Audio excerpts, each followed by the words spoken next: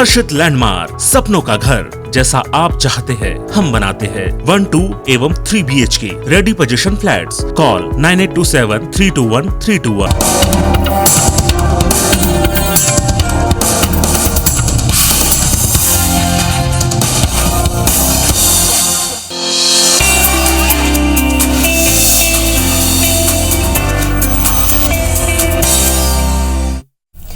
नमस्कार, सेहत से जुड़े हमारे खास कार्यक्रम हेल्थ गुरु में स्वागत है आप सभी का। मैं हूं आपके साथ ज्योति सिंह। दिल का मामला बहुत नाजुक होता है, चाहे वो रिश्तों से जुड़ा हो या फिर सेहत से। बदलती लाइफस्टाइल से दिल के मरीजों की संख्या में लगातार इजाफा हो रहा है। सिर्फ उम्र दराज लोग ही नहीं, अब तो नौजवान भी दिल की बीमारी के शिकार बन रहे हैं। वर्ल्ड हार्ट फेडरेशन के मुताबिक पूरी दुनिया में हर साल 17.5 करोड़ लोग हृदय रोग और स्ट्रोक से मर जाते हैं। भारत में हर साल 20 लाख लोग कोरोनरी हार्ट डिजीज यानी कि हृदय की धमनियों की बीमारी से मरते हैं। इनमें से ज्यादातर लोगों को मालूम ही नहीं होता कि उनकी जीवन शैली ही उनके दिल के लिए जोखिम पैदा कर रही है। दिल का ख्याल रखना बेहद जरूरी होता है, क्योंकि जब तक दिल धड़कता रहेगा तभी तक हम जीवित रहेंगे। तो वर्ल्ड हार्ट डे पर हमें हृदय से संबंधित बीमारियों को लेकर किस तरीके से जानकारी होनी चाहिए, क्या एहतियात बरतना चाहिए, ट्रीटमेंट की क्या अवेलेबिलिटी है, इन तमाम मुद्दों पर हम चर्चा करेंगे। शुरू करते हैं अपना खास कार्यक्रम हेल्थ गुरु।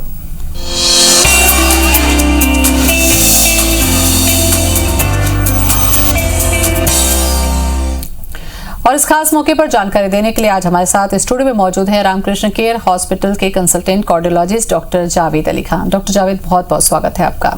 नमस्कार डॉक्टर साहब, दिल से जुड़ी बीमारियों के आप डॉक्टर हैं और दिल का मसला बड़ा नाजुक होता है, क्योंकि अगर दिल टूट जाए या दिल ब्रेक हो जाए तो दोनों में ही जिंदगी को खतरा होता है। क्यों दिल से जुड़ी बीमारी इतनी ज्यादा पूरे भारत में हम देखें तो शुगर के बाद सबसे ज्यादा दिल से जुड़ी बीमारियों के मरीज बढ़ रहे हैं, क्या कारण देखते हैं आप? आपने बहुत ही सही सवाल पूछा कि हृदय रोग से जो हमारे मरीज़ हैं वो बढ़ते जा रहे हैं। जैसे हमें पता है कि हमारे यहाँ सबसे ज़्यादा चाइना के बाद आबादी है। जिस तरीके से आबादी उसी प्रोपोर्शन में हृदय रोग की भी बीमारियाँ बढ़ रही हैं, दूसरी और बीमारियाँ भी बढ़ रही हैं। लेकिन ख़ास तौर से हृदय की बीमारी इसलिए बढ़ रही है, उसकी कुछ ख़ास वजह है।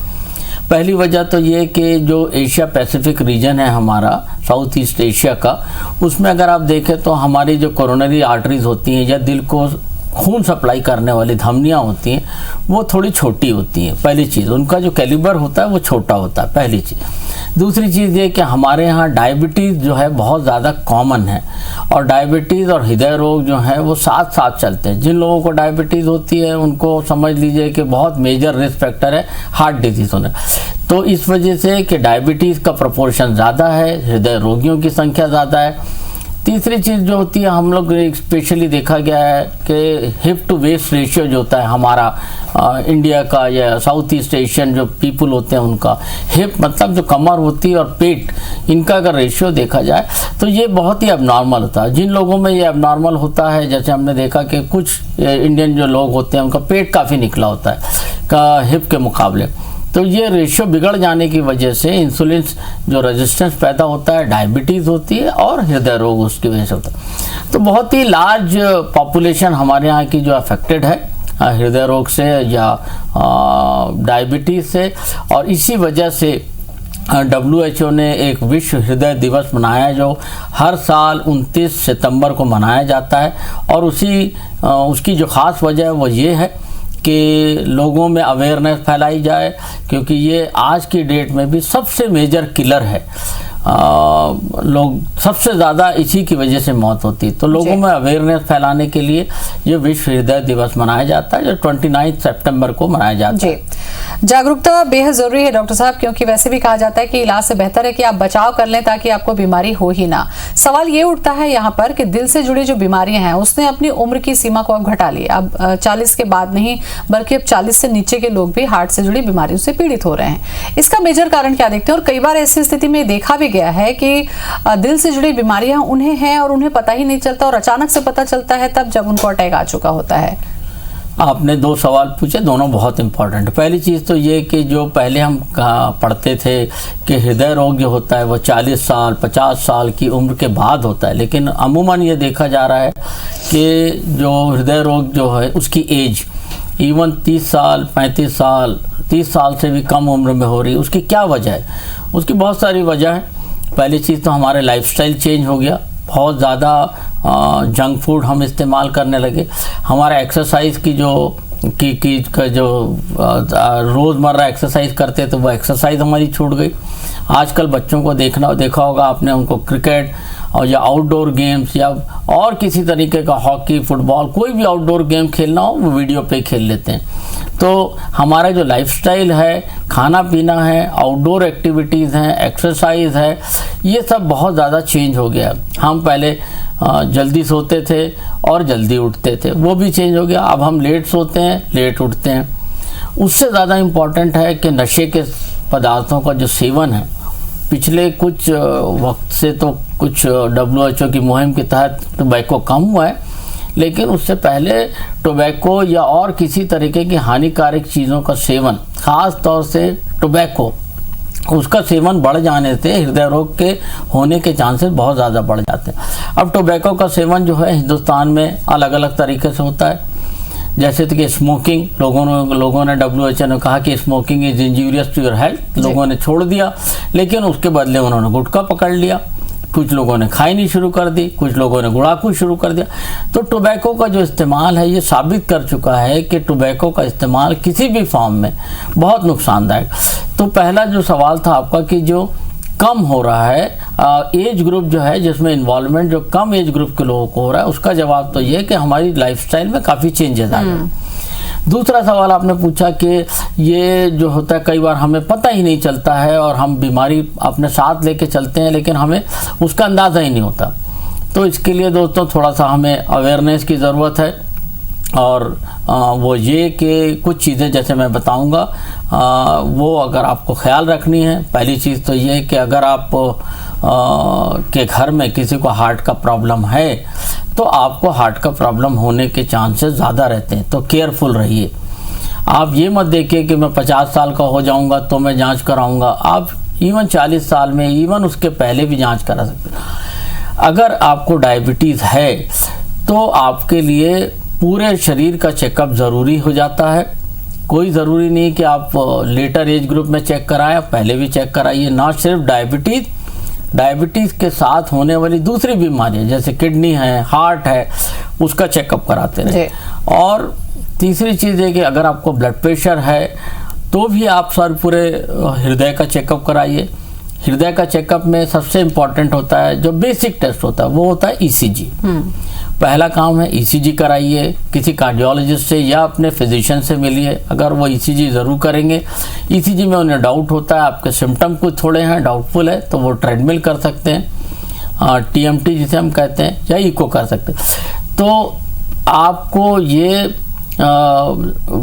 बहुत ज़रूरी है कि आप केयरफुल रहें, अवेयर रहें और अपने बॉडी का चेकअप कराते रहें। इस बात पे मत भरोसा रखिए कि मुझे कभी सिम्टम होंगे तो मैं जांच कराऊंगा। जी बिल्कुल डॉक्टर साहब, दिल से जुड़ी बीमारी मौका नहीं देती है, इसीलिए ये जागरूकता बेहद जरूरी है कि अगर आप रिस्क फैक्टर में आ रहे हैं, आपका मोटापा बहुत ज्यादा है या घर में ऐसी कुछ कंडीशन है, तो जांच महत्वपूर्ण है। जांच पर मैं चर्चा करूंगी डॉक्टर साहब, क्योंकि जांच से ही बीमारी पकड़ में आती है। थोड़ा ये भी हम समझ लें कि दिल से जो जुड़ी बीमारी है, हमको लगता है कि सिर्फ हार्ट अटैक ही होता है और उसके बाद में या तो स्टंट डल गया, एंजियोप्लास्टी हो गई, ओपन हार्ट हो गया, उसके बाद ट्रीटमेंट हो गया। क्या दिल से जुड़ी बीमारियां कई प्रकार की होती हैं? उनको अगर कंट्रोल कर लिया जाए तो हार्ट अटैक से हम बच सकते हैं? देखिए, दिल से जुड़ी बीमारियां अमूमन तौर पे जो आम इंसान समझता है वो तो यही समझता है कि दिल की बीमारी है मतलब किसी को हार्ट अटैक वाली बीमारी। हार्ट अटैक वाली बीमारी का मतलब ये कि अगर जो आर्टरीज हैं या कोरोनरी आर्टरीज हैं या धमनियां हैं उनमें खून का रुकावट, ये अमूमन तौर पे लोगों का परसेप्शन रहता है। लेकिन जैसा आपने सवाल पूछा कि कुछ और बीमारियां भी होती हैं, ज़रूर होती हैं। कभी कभी वेल्वुलर हार्ट डिजीजेज होती हैं, मतलब जो हृदय के अंदर जो वेल्व्स होते हैं अगर उनमें खराबी है, रुकावट है, उनमें स्टेनोसिस है जिसे हम कहते हैं वो है, या लीक कर रहा है वेल्व, ये बीमारी भी होती है, जिन्हें जनरली ये रूमेटिक हार्ट डिजीज कहलाती हैं और बचपन में होती हैं। 7 साल 10 साल से लेके 18 20 साल 25 साल तक होती हैं। तो ये चाइल्डहुड की बीमारियाँ। कुछ लोगों को हृदय की जो मांसपेशियां होती हैं उसकी बीमारी हो जाती है, जिसे हम कार्डियोमायोपैथी कहते हैं, जिसे मांसपेशियां हैं हृदय की, या तो वो शिथिल हो जाएं, काम करना कम कर दें, तो उसे भी उसमें हार्ट की पंपिंग कम हो जाती है, या कभी कभी ऐसा होता है कि जो हृदय की मांसपेशियां बहुत मोटी हो जाती हैं, जिन्हें हम ऑब्स्ट्रक्टिव कार्डियोमायोपैथी कहते हैं, वो भी हो सकती है। तो बहुत तरीके की बीमारियां होती हैं, लेकिन अमूमन ज़्यादातर तौर पे जो एक आम इंसान समझता है वो ये रहती है कि हृदय की जो धमनियां हैं उनमें किसी तरीके की रुकावट या हार्ट अटैक वाली बीमारियां, और वो ज़्यादा भी होती हैं। काफ़ी विस्तार से इस पर हमने चर्चा की डॉक्टर जावेद। यहाँ पर एक महत्वपूर्ण सवाल ये होता है कि किसी भी बीमारी का जो लक्षण होता है, शायद इसका जिक्र मैंने पहले भी किया था, अमूमन जो लक्षण होता है वो किस तरीके से अपने आप को प्रेजेंट करता है, क्योंकि चेस्ट पे पेन को लेकर लोग अनदेखी कर देते हैं कि कहीं गैस्ट्रिक तो नहीं है, एसिडिटी तो नहीं है, गैस की प्रॉब्लम तो नहीं है। तो ये मेजर लक्षण किस तरीके से आते हैं, तब आपको अलर्ट हो जाना चाहिए, कार्डियोलॉजिस्ट के पास चले जाना चाहिए। बिल्कुल सही। देखिए, लक्षण तो सबसे इम्पोर्टेंट होते हैं, लेकिन आपको ये जान के आश्चर्य होगा कि ये लक्षण 100% लोगों में नहीं होते। आप सोचेंगे कि 100% लोग इस लक्षण से ग्रसित हों और फिर डॉक्टर के पास जाएं, ऐसा नहीं होता। अमूमन या ज़्यादातर तौर पे टाइम पे जो हृदय रोग का जो लक्षण होता है वो पेन होता है। अब पेन जो होता है सेंटर ऑफ चेस्ट में होता है, हृदय मतलब जो आपकी स्टर्नम होती है, बीचों बीच जो छाती का हिस्सा होता है उसके पीछे होता है। ये सबसे कॉमनेस्ट होता है और ये जनरली चलने पे होता है। अगर आप वॉक कर रहे हैं, एक्सरसाइज कर रहे हैं या कोई एक्टिविटी कर रहे हैं तो दर्द होगा, तो सबसे कॉमनेस्ट। लेकिन ये सिर्फ 70-80% लोगों में होता है। बाकी के जो 20-25% जो लोग होते हैं जिनको डायबिटीज़ होती है, उन लोगों में ये लक्षण हो ज़रूरी नहीं।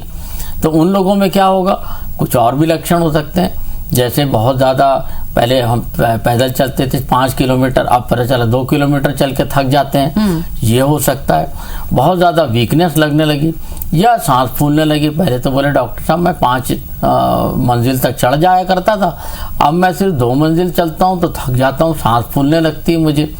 और कुछ लोगों को जो दर्द होता है वो छाती के बीच में ना हो के कहीं और भी हो सकता है, जैसे कि आपके शोल्डर, लेफ्ट शोल्डर में हो जाएगा, लेफ्ट हैंड में हो जाएगा, या कुछ लोगों को खाना खाते खाते जबड़े में दर्द होने लगा। ये तमाम तरीके की जो चीज़ें हैं, ये लक्षण अगर आपको लग रहे हैं नॉर्मल से बढ़ के, चलने फिरने एक्टिविटी में अगर कोई भी आपको परेशानी है तो आपको अलर्ट होना ही है और अपने डॉक्टर से संपर्क करना है।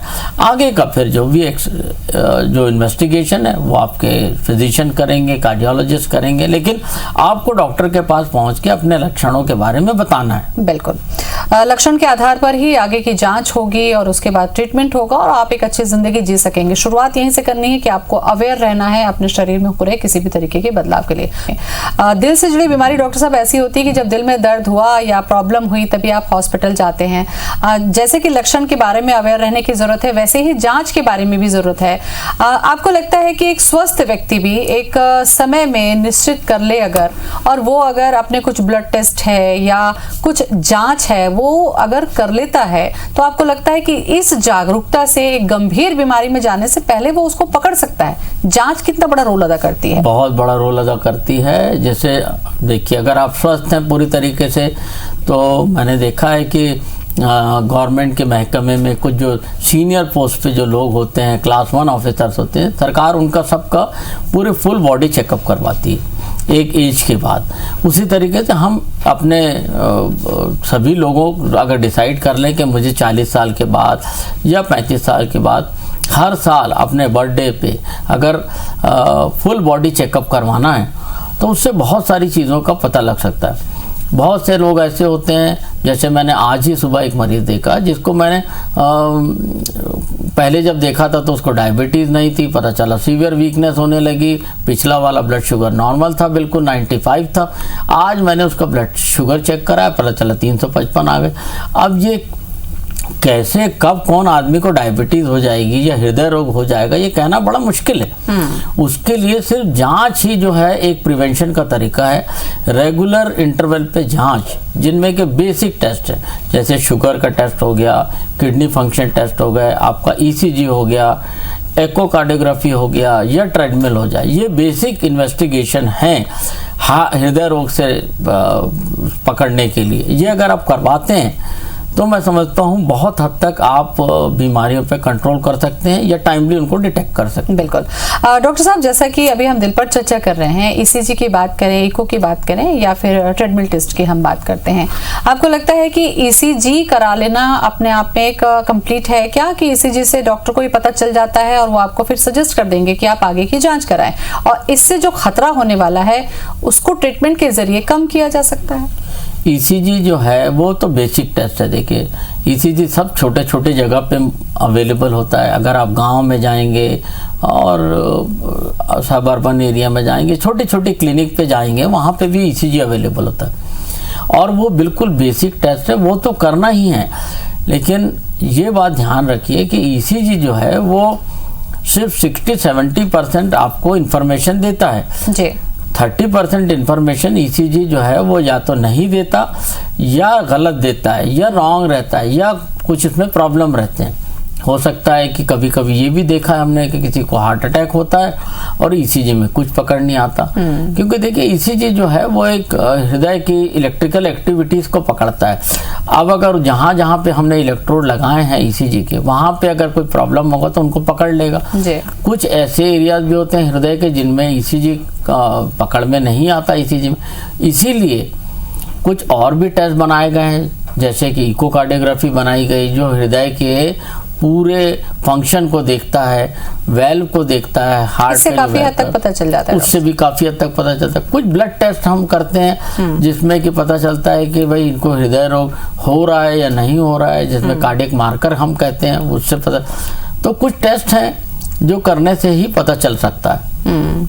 डॉक्टर साहब, इसके बाद अगर जांच हो गए और आपको पता चल गया है कि अब किसी भी तरीके की बीमारी हो चुकी है या दिल से जुड़ी जो बीमारी है, तो क्या ये बीमारियां मेडिसिन से ठीक हो जाती हैं, लाइफस्टाइल चेंज करने से ठीक हो जाती हैं, या फिर सीधे आपको जाकर आगे चल के सर्जरी की नौबत आती है? क्योंकि आधे से ज्यादा लोग इसी डर की वजह से जांच नहीं कराते कि कहीं ऐसा ना हो कि कोई गंभीर बीमारी निकल जाए और उसका खामियाजा उठाना पड़ता है। मैं बिल्कुल सही सवाल पूछा आपने। मैं अपने तमाम दर्शकों को ये बताना चाहता हूँ कि देखिए, अगर आप जांच नहीं कराएंगे तो बीमारी अगर आपके शरीर में है और जांच नहीं कराई, इलाज नहीं कराया, तो वो ठीक नहीं होगी, वो बढ़ती जाएगी। और ये बात ध्यान रखिए कि हर जो बीमारी होती है उसका इलाज ऑपरेशन होता है, ऐसा बिल्कुल नहीं है। बहुत सारी बीमारियां ऐसी भी होती हैं जिनको हम दवाओं से ठीक करते हैं।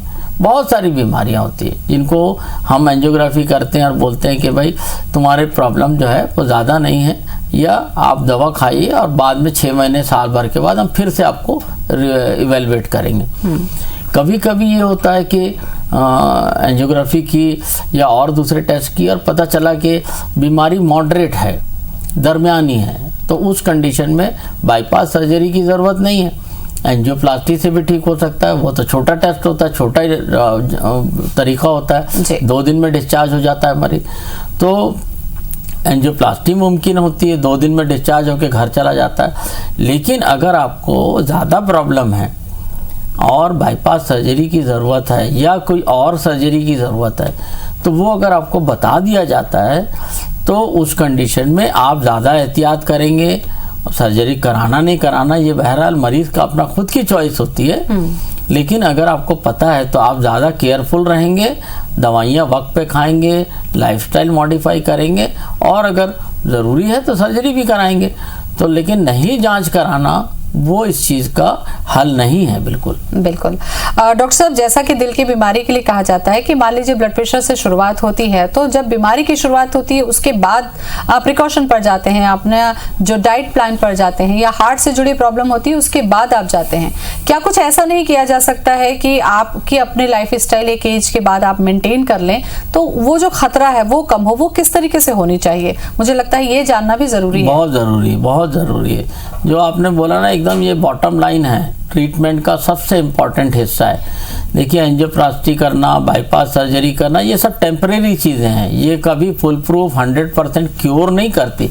कुछ प्रॉब्लम हुआ हृदय के अंदर, हार्ट के अंदर में रुकावट आई, हमने उसको खोल दिया, ये टेम्परेरी है। लेकिन जो ब्लॉकेज होने की प्रक्रिया चल रही है शरीर के अंदर, हृदय के अंदर, वो तो कंटिन्यूअस चल रही है। उसको रोकने के लिए ही लाइफस्टाइल मॉडिफिकेशन ज़रूरी है। लाइफस्टाइल मॉडिफिकेशन जैसे मैंने पहले बताया, हमको सब चीज़ों का ख्याल रखना। सबसे पहले खाना पीना, बैलेंस डाइट होती है। अब बैलेंस डाइट मेरे को बताने के लिए आपको बड़ा लंबा टाइम लगेगा, लेकिन एक बैलेंस डाइट होती है जिसमें कि कितना हमको कार्बोहाइड्रेट लेना है, कितना प्रोटीन लेना है, कितना बाकी चीज़ें लेनी है, मतलब कोलेस्ट्रॉल लेना है, ये चीज़ हो, ये बैलेंस डाइट है। ये हम डिटेल में चर्चा कर सकते हैं किसी और प्रोग्राम। तो सबसे पहले बैलेंस डाइट। दूसरी चीज़ रेगुलर एक्सरसाइज का बहुत मेजर रोल है। एज पर रिकमेंडेशन हमको रोज चलना चाहिए करीब करीब 45 मिनट तक के। और ये जो वॉक है या एक्सरसाइज है ये ब्रिस्क होनी चाहिए। अगर हम वॉक करते हैं तो ब्रिस्क वॉक करना चाहिए या एरोबिक एक्सरसाइजेस कर सकते हैं। दूसरी चीज़। तीसरी चीज़ जंक फूड से हमको परहेज करना चाहिए। ये सबको पता है लेकिन सब खाते हैं, बड़ा प्रॉब्लम है सबको। चौथी इंपॉर्टेंट चीज़, अगर हम किसी तरीके का नशा करते हैं, खास तौर से टोबैको का या और किसी ड्रग के आदी है, तो बहुत मुश्किल है। क्योंकि टोबैको जो है किसी भी फॉर्म में बहुत नुकसानदायक है। तो जिसके जैसा मैंने पहले बताया कि टोबैको हम तरह तरह के फॉर्म में इस्तेमाल करते हैं। गुटखा है, गुड़ाकू है, ये वो सब चीज़ें बिल्कुल परहेज नहीं करनी। उसके बाद जो है, अगर आपको डायबिटीज़ है, आपको ब्लड प्रेशर है या आपको और किसी तरीके की कोई बीमारी है और आप उन दवाओं को खा रहे हैं, तो उनको बिल्कुल रिलीजियसली खाएं। क्योंकि अगर आपकी डायबिटीज़ कंट्रोल रहेगी, ब्लड प्रेशर कंट्रोल रहेगा, तो हृदय रोग होने के चांसेस कम हो जाते हैं। नहीं तो डायबिटिक लोगों में, हाइपरटेंसिव लोगों में कम से कम 2 से 4 गुना, मतलब समझ लीजिए 200 to 400% चांसेस बढ़ जाते हैं हृदय रोग होने के। तो ये सब चीज़ें हैं। मुझे लगता है इतनी जानकारी डॉक्टर साहब आपने जो दी है, अगर इसको हम अपने लाइफ में जोड़ लेते हैं तो कम से कम हृदय रोग की जो गंभीरता है उससे खुद को बचा सकेंगे। बहुत अहम जानकारी आपने दी, बहुत बहुत शुक्रिया आपका।